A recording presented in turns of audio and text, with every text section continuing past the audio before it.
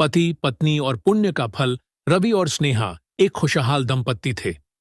उनकी शादी को 10 साल हो चुके थे, लेकिन उनके बीच का प्यार समय के साथ और गहरा होता जा रहा था। लेकिन इस प्यार की बुनियाद एक ऐसे रहस्य पर टिकी थी जो स्नेहा को कभी पता नहीं चला, और जब पता चला तो उसकी जिंदगी ही बदल गई। रवि हर अमावस्या की रात कहीं गायब हो जाता था। वह कहता था कि ऑफिस का जरूरी काम है। स्नेहा को शुरू में शक नहीं हुआ, लेकिन धीरे धीरे उसे एहसास हुआ कि कुछ तो गड़बड़ है। एक दिन उसने रवि का पीछा करने का फैसला किया। वह चुपचाप उसकी कार के पीछे पीछे गई। रवि एक पुराने सुनसान मंदिर के पास जाकर रुका। वहां पहले से ही एक साधु खड़ा था। स्नेहा छुपकर उनकी बातें सुनने लगी। साधु, तुम्हारा पुण्य फल पूरा होने वाला है रवि, लेकिन ध्यान रखना, अगर तुम्हारी पत्नी को सच पता चला तो सब कुछ खत्म हो जाएगा। रवि, मुझे कुछ भी करना पड़े, लेकिन उसे कभी कुछ पता नहीं चलना चाहिए। यह सुनकर स्नेहा के पैरों तले जमीन खिसक गई।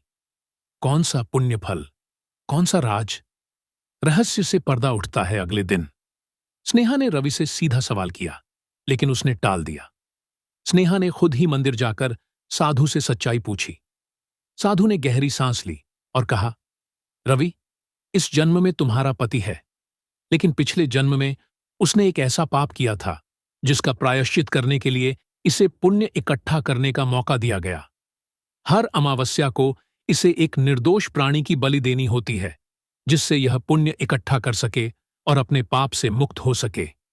स्नेहा की आंखों के सामने अंधेरा छा गया। क्या यह वही इंसान था जिससे उसने प्यार किया था?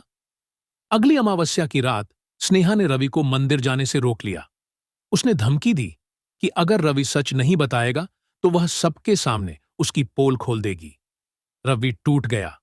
उसने कबूल किया कि पिछले जन्म में उसने अपनी पहली पत्नी की हत्या कर दी थी और इसी कारण उसे श्राप मिला था।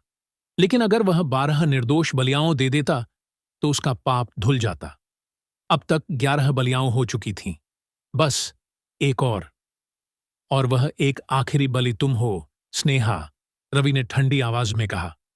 स्नेहा के रोंगटे खड़े हो गए। उससे पहले कि रवि उस पर वार करता, उसने एक छुपा हुआ खंजर निकालकर रवि के सीने में घोंप दिया। मंदिर में अचानक तेज हवाएं चलने लगीं। साधु प्रकट हुआ और मुस्कुराकर बोला, अब पुण्य का असली फल मिल गया, एक पापी का अंत हो गया।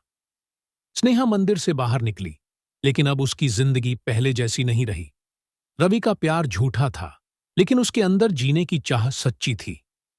कभी कभी पुण्य का असली फल